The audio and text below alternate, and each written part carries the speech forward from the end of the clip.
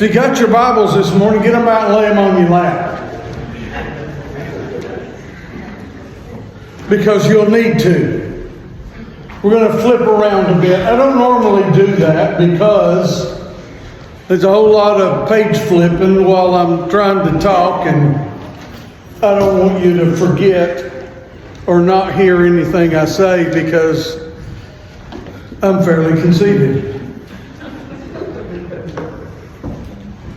See, some of you is getting your Bibles out and you didn't even hear me admit that I'm conceited. I got an ego big as this building. I've been told that my whole life.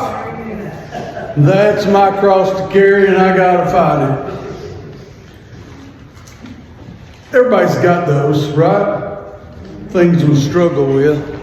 We're going to read. Everybody know who Isaac Newton is? This is science class. Everybody's heard of Isaac Newton, right? When you think of Isaac Newton, what do you think of? Apple falling out of a tree hitting you in the head, right? Everybody's seen that before. Everybody says he discovered gravity. You know who discovered gravity? Adam. When he didn't float away. Think about that, right? Isaac Newton gets credit for something he couldn't do. Kind of like Columbus and all those Vikings. They discovered America. Oh, there was people here already. So they didn't discover it. Right? Somebody nod your head if I'm making sense, because I feel like an idiot when you don't look at me. Told you I got an ego, I need patting on the back. I'm just joking. But yeah, everybody says he discovered gravity, and he didn't. God made gravity so that Adam would stay in the garden. Something I learned, believe it or not, when I went to plumbing school. Believe that? I learned this in plumbing school. I'm a plumber by trade, have been my whole life. And I went to class to learn to be a plumber, journeyman plumber, apprenticeship program and all that. And they said airways. Y'all know what airways? Does anybody know what airways? It's like 3 pounds. Now everybody's looking at me. I don't feel it because it weighs 3 pounds up, 3 pounds from both sides, and 3 pounds from the top. So how can you feel it? See, that makes sense after you think about it, doesn't it? A fish that's thrown into the ocean and swims in the ocean.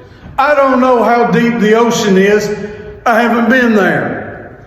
I don't even like the beach, much less the ocean. Right? So I don't know how deep it is. It makes sense to me that the pressure down deep is enormous.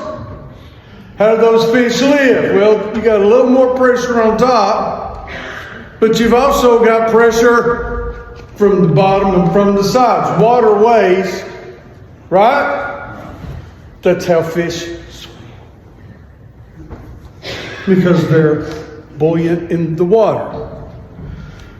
So, air weighs something. That's what Isaac Newton figured out.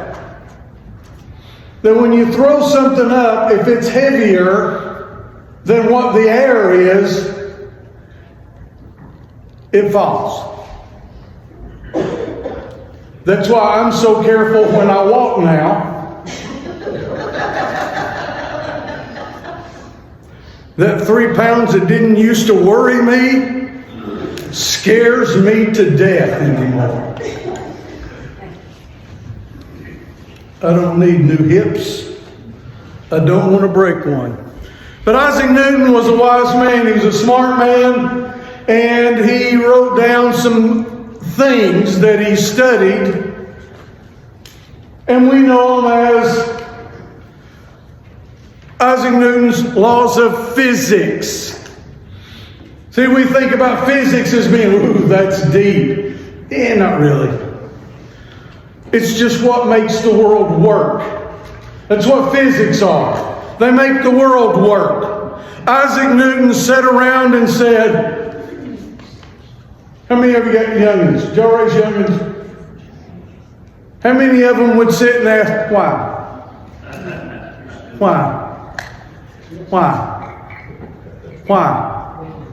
Why does this car go? Because I'm pushing the gas pedal. Yeah, but why? Because there's a motor inside. Yeah, but why? Because somebody put it in there. Yeah, but why? So the car would go. Yeah, but why? Right? I mean, is this not a kid asking questions? That's what Isaac Newton said and did when he looked at the world. He just sat and said, why? Why do things fall down? That never crossed anybody's mind in here. Why do things fall down? It did him. So we're going to look at 3 of the laws of physics from Isaac Newton this morning. First one, we're going to go to the book of Galatians. Chapter number 6, verse number 9. Y'all see it? And let us not be weary in well-doing, for in due season we shall reap if we do not faint. Isaac Newton's first law of physics is that an object at rest will remain at rest. See, I blame Isaac Newton for the size of my britches. Because I sit a lot. If we sit all the time, it's not a good thing. And an object in motion will continue in motion until it is acted upon by an outside or external force. In other words, if you start your car and there's nothing to stop it, it will keep going. Right? If you come to a red light and you don't hit your brakes, what happens? Crash. And then you'll stop. I had a buddy of mine when we were young and teenagers. He was, well, I don't have to tell you what kind of person he was. He drove through the Weigels up on Oak Ridge Highway. I don't mean it was a drive-through. I mean he drove through the front window. Pushed the ice machine all the way to the back. He said my brakes didn't work. Wasn't true. But he hit the Weigels and drove the ice machine all the way to the back of the Weigels. And that stopped him. He got going and didn't stop until the ice machine hit the wall in the back. And then he stopped. An external force stopped him. So if we look at Isaac Newton's laws of physics on this earth, apply them to our life each and every day, we have to ask ourselves some questions. An object that is stationary will stay stationary. If you take an object, any object, and you put it down, it will stay there. Sometimes this happened yesterday. One time, it was my fault. Second time, I was vindicated. I was looking for something. And I said, Leanne, where is so-and-so? I don't even remember what it was. And she said, it's right there. It's always a woman's answer, right? It's right there. And they have to say it like that. They can't just say, it's laying right there, dear. No, they can't do that. They have to say, it's right there. And I'm like, no, it's not. And she comes in and guess what? She says, oh, there it is. And hands it to me.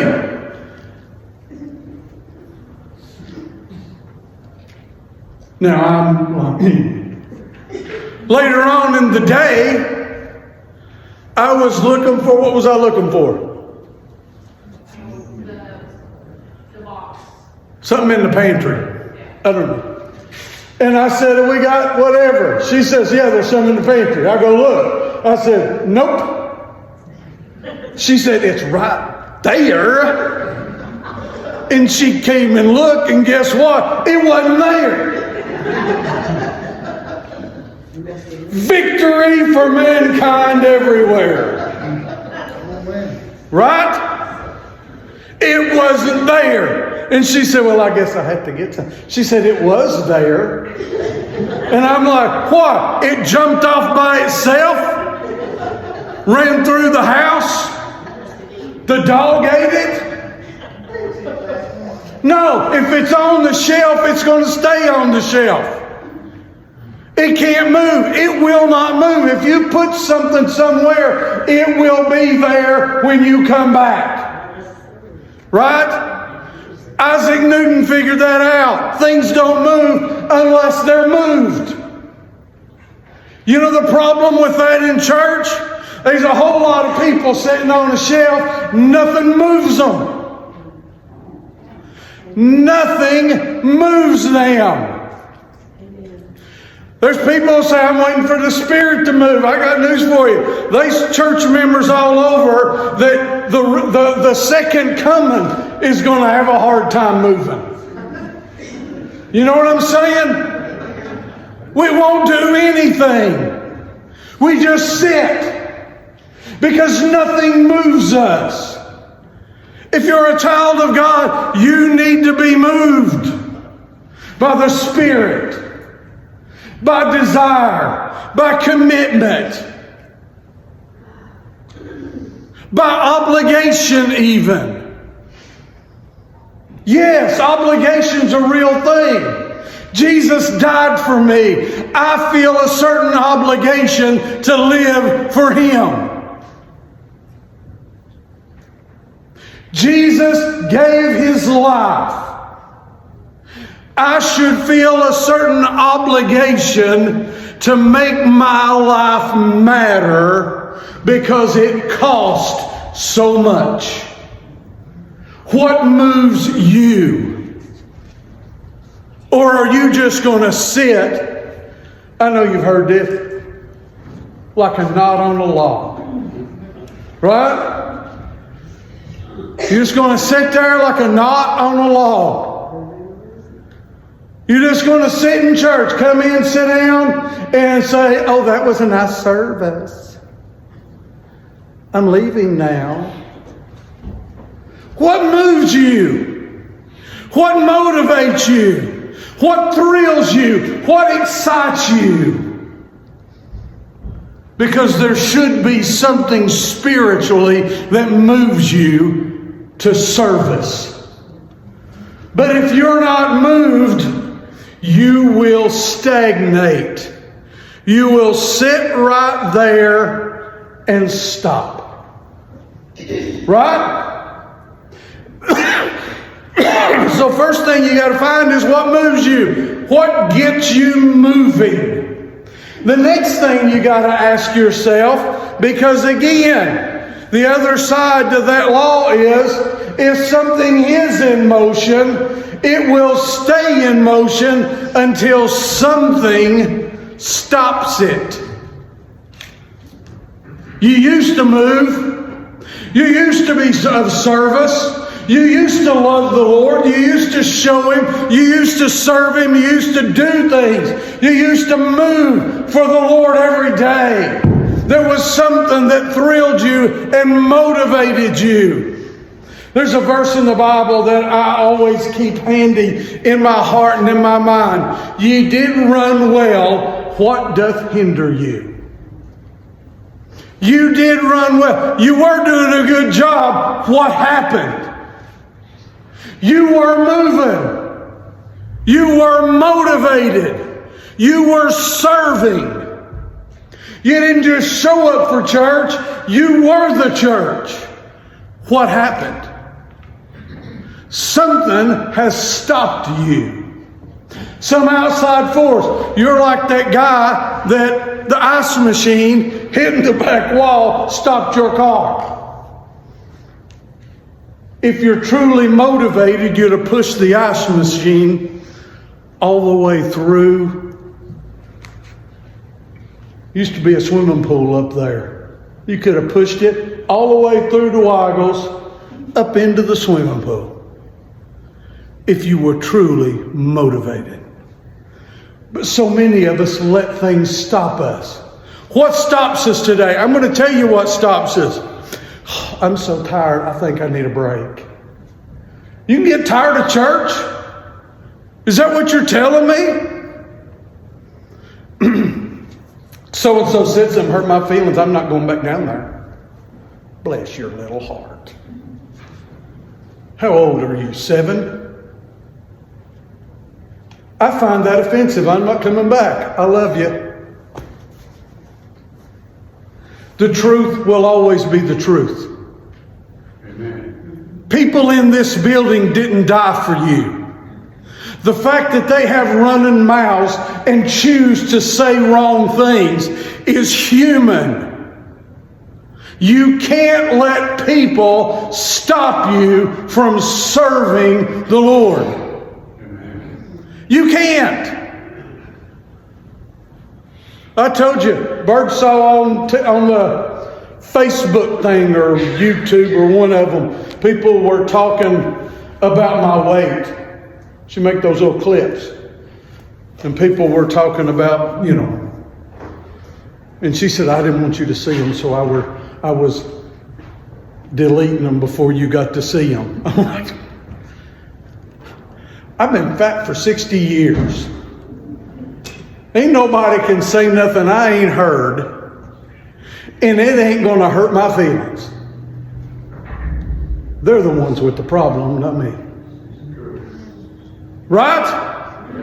Yeah, I got a weight problem. I'm the first one to tell you. My biggest problem with my weight is I don't exercise. I do exercise this arm too much. That's why I look like I do. I exercise. I work out. I just do it at the table and only exercise one hand. My dad used to tell me, you know what? You can lose weight if you learn to do push-offs. I said, push-offs? He said, yeah, push off from the table. He wasn't wrong. But our skin is so thin. You hurt my feelings. That's all of society. That's all we think about it. We just looking to have our feelings hurt. That's also why the church is half empty everywhere, every week, all over the country and all over the world. Because we're just looking for a reason not to move. If you look, you'll find it. Everybody agree with that? If you're looking for a reason not to serve the Lord, you can find it very easily. But you have to go back to this one thing. Jesus could have got his feelings hurt while he was carrying the cross up to Calvary. He didn't quit. Nothing could stop him. So Isaac Newton's first law is, if you're moving, nothing can stop you. If you're stopped, nothing can start you. We need to let something move us to service and not let anything stop us. The second law, Hebrews 12:1. Wherefore seeing we also are compassed about with so great a cloud of witnesses, let us lay aside every weight and the sin which does so easily beset us, and let us run with patience the race that is set before us. The acceleration of an object is directly proportional to the net force acting on it and inversely proportional to its mass. What does that mean? I'm big.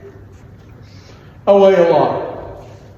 You ever been tubing when you weigh too much? You really fly. I'm not kidding. When I was growing up, we used to go sledding all the time. We used to go sledding on this hill right over from Mom's house. If you know where Mom lives, across the street, there's a cow pasture. Over the top, now there's a subdivision over there. Ron's brother lives over there. We used to sled. It was just a field. Big old steep hill. First time we went down it, when we got the hood off of a big old 40-something Dodge. I'm not kidding, and drug it all the way across the cow pasture. And you talking about packing snow. It was fast. And they would always say, Rick, you go down first. I said, okay, yeah.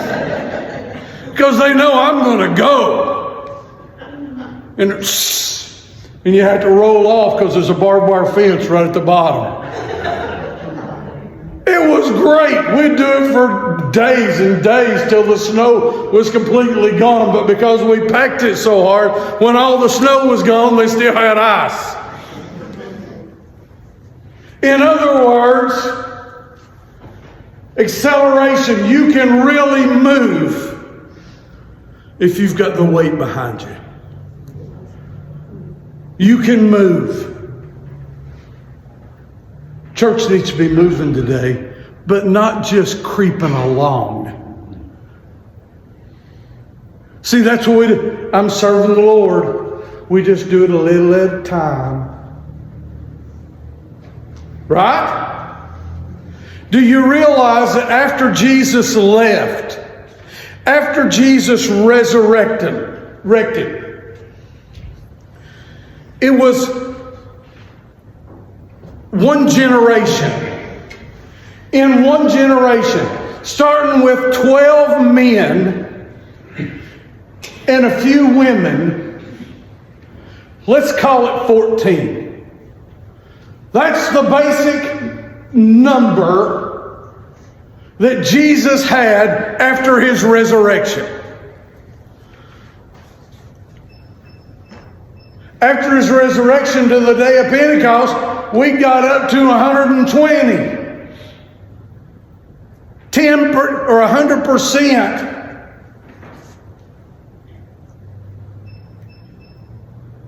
increase. We went from 12, 14, 15 to 120 just in the first month or so, until the day of Pentecost. It was 120 in the upper room when the Holy Spirit fell. When the Holy Spirit fell, they left, and they were not just moving, they were propelled. Because you know what happened soon after? They went all over the world of their day. Some of the disciples went as far as Russia. I'm talking about just 15, 20 years after the resurrection. They're preaching the gospel in Russia, or what's now Russia. They were down in Africa preaching the gospel. The gospel spread all over the known world at that time within 12, 15, 20 years. They weren't just moving, they were propelled. They felt a weight. They felt an urgency. They felt a need. And they heard Jesus say, go into the highways and the hedges and compel them to come in that my house may be filled. He heard them give them the direction to go into all nations, baptizing them In the name of the Father, and the Son, and the Holy Spirit. Right? The church isn't propelled to do anything except show up at 10 o'clock here. And I guarantee you, here in 10 minutes or 15 minutes, everybody sitting here is going to be getting a little antsy and say, he's talked long enough.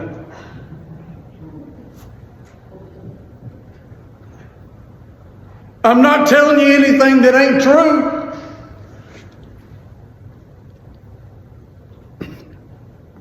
We give God an hour a week.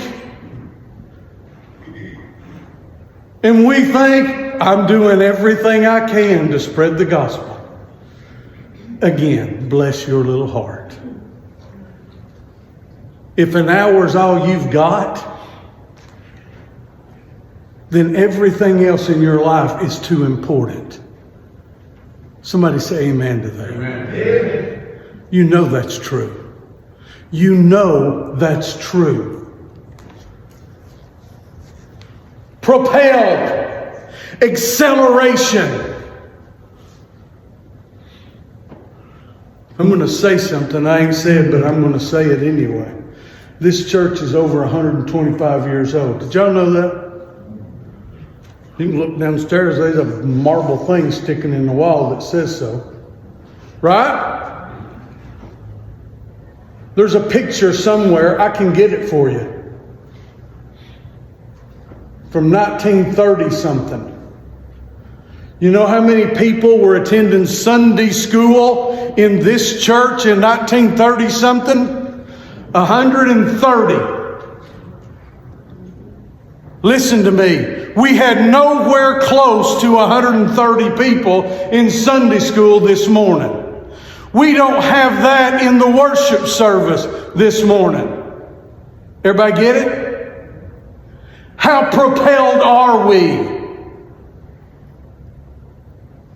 How many of us have our foot on the accelerator? What's wrong with us? It's a basic law of physics. If something is propelling you, you have to move. If something is propelling you, you have to move. You know what church should be like? Listen close when I say this. I can remember them, a lot of you can. Remember them merry-go-round things they used to have at the park? Dad used to coach softball at Tyson Park when I was a kid. And they had one of them, you know what I'm talking about. You climb on and everybody starts, right? And then if you got enough people spinning, you're like trying to get in where you can't fall off because the centrifugal force is. And then somebody like myself would have to say, I think I can stand up. Right? Somebody say, Rick, you stand up. I would say, okay. I was a dumb kid. And I would stand up and they would be spinning this thing so, and it's like, and I would fly off. I'm talking like Superman. Mid-air. Boom, boom, boom, boom, boom, boom, boom, boom. Right? I was propelled. Propelled. Ain't nobody leaves church like that today. Nobody. Propelled. Jesus loves you. Jesus died for you. He's made a place for you in heaven. If that doesn't propel you, you're the problem, not the gospel. If that doesn't make you stand up while the thing is spinning, then you have the problem. Heaven's your home one day. You're going to see Jesus face to face. He's going to speak to you the same way He did Thomas. Thomas, touch the holes in my fingers or my hands. Put your hand inside the hole in my side. And you're going to get the opportunity to do that just like Thomas did. That doesn't move any of us, does it? That doesn't propel us to anything, does it? Shame on us. Shame on us. This is a basic law of nature. God put this to work when He created the world. We've turned our back on the basic things that God has put in motion. The third law, Romans 7:21. I find then what's the next word? Law. Law. So see, it is a law. That when I do good, I would do good, evil is always present with me. Right? It's a law. You know what that tells me? Is that everything in your life, there's two directions. You got a yay and an A. Two, whenever I do good, evil is always present. Show me where the third choice is. This is the law. This is the law that we're given, that Paul wrote to the people of Rome. You got two choices. That's all. Good, evil. Well, I think there's a gray area. I don't see it. Do you see it? There's a law. Whenever I do good, evil is always present. There's evil over here, and there's good. There's no other direction. There's light, and there's dark. There's heaven, and there's hell. Is there another choice? There isn't. So if we're not propelled, we're not thrilled and moving, which choice have we made?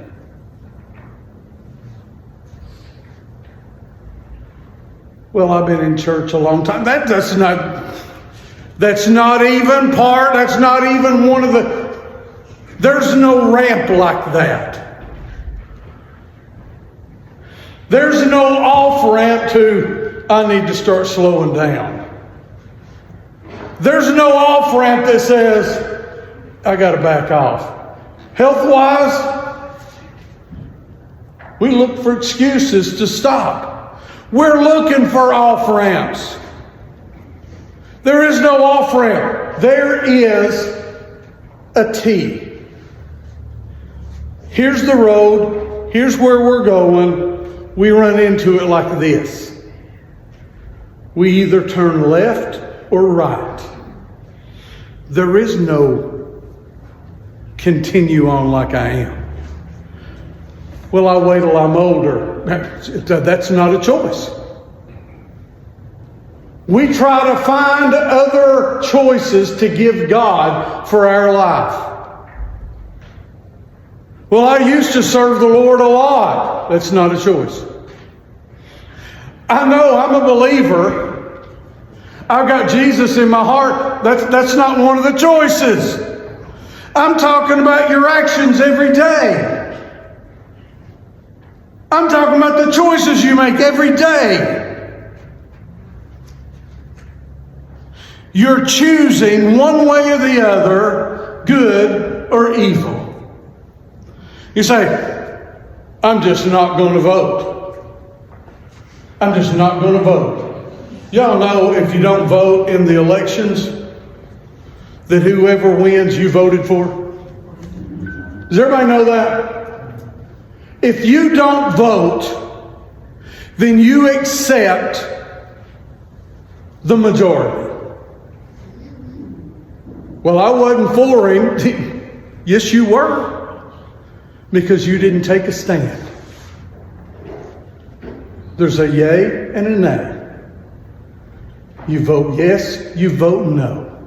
If you don't vote, that's a no vote. Every choice we make in our life is wrapped up in these three laws.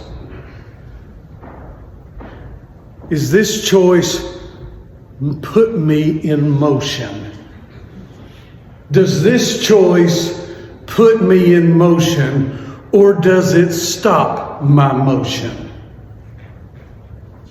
Will this choice put me in motion to serve, or will it stop me from serving? That's the only two choices there are. The next choice you make in the same sentence, in the same situation, is not only will this set me in motion, but will it propel me? Will it excite me? Will it push me? Will it spin the merry-go-round? Will it propel me? If it does propel your Christian life to another level, choose that. If it won't, stay away. Stay away.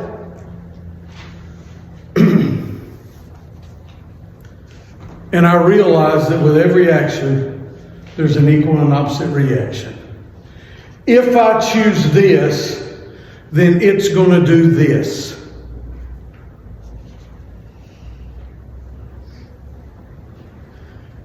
If I choose this crazy woman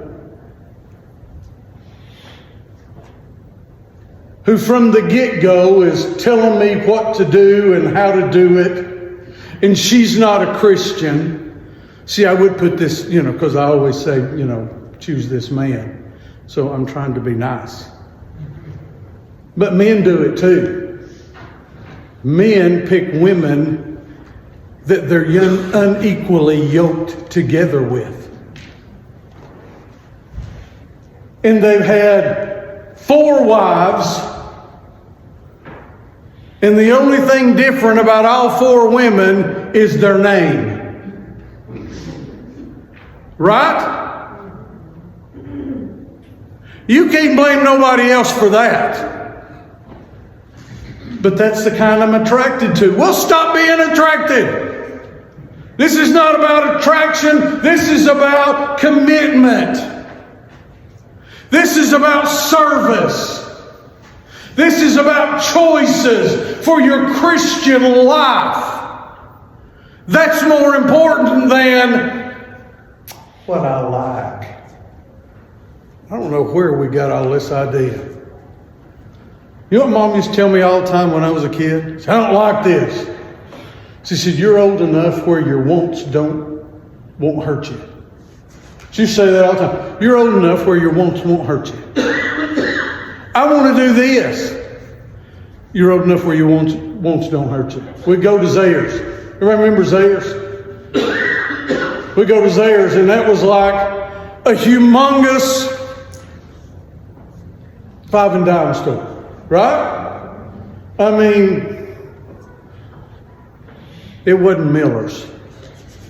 Right? So we go in Zayre's, and I'd be like, Mom, I want this, I want this. And she'd look, you're old enough where your wants don't hurt you.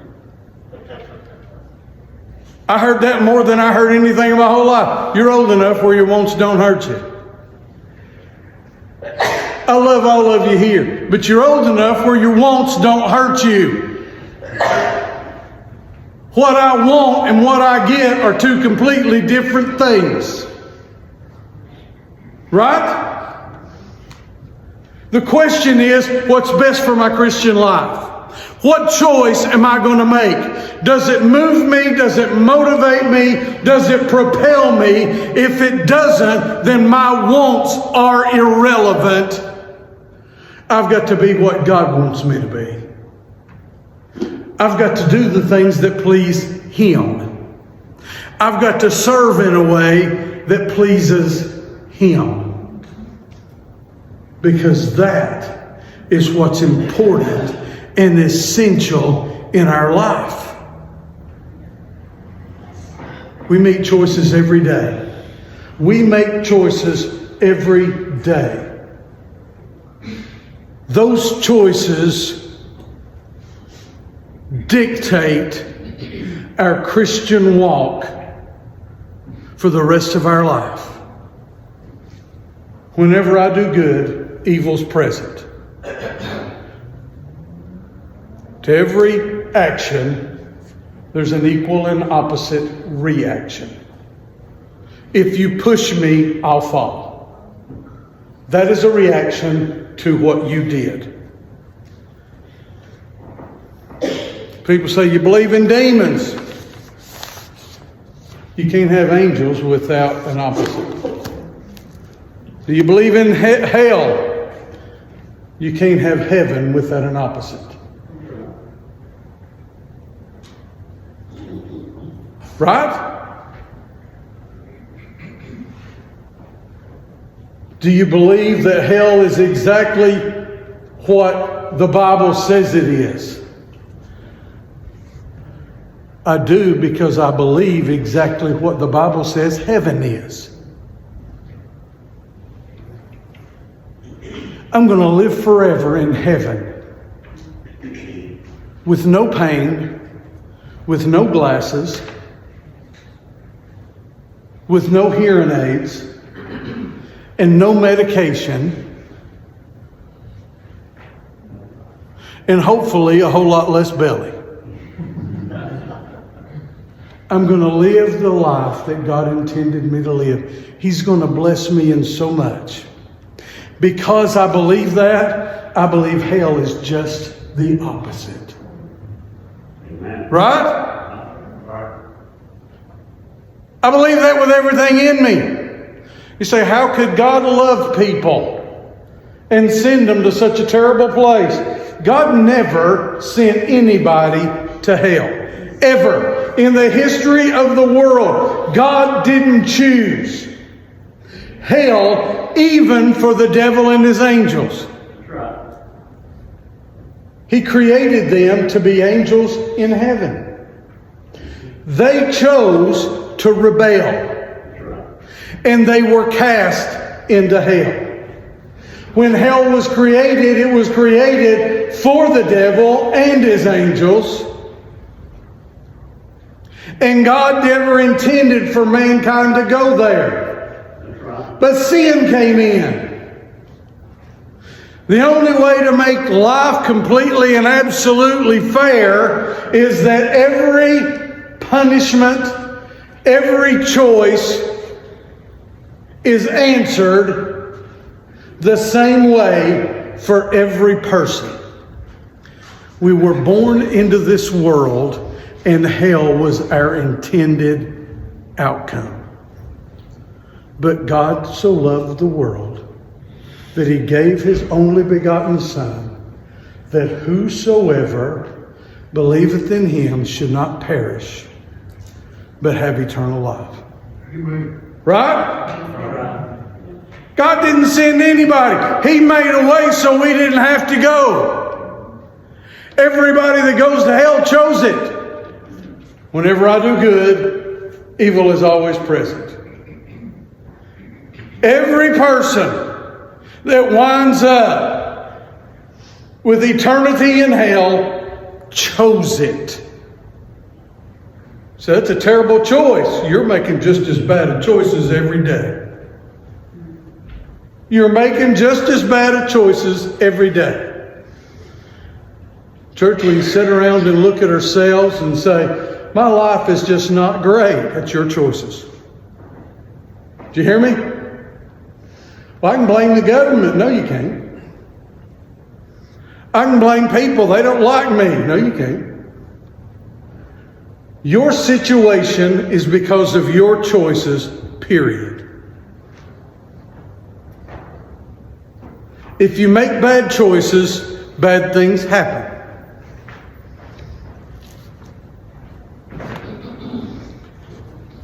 And as a church, we haven't made great choices.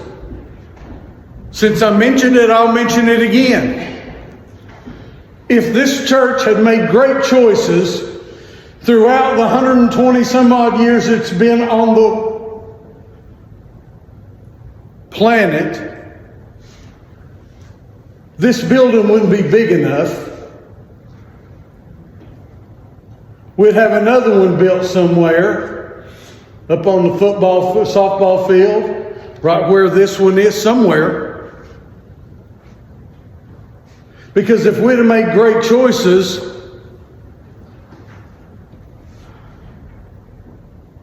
the Bible says, Jesus said, if I'd be lifted up, I'll draw all men unto me.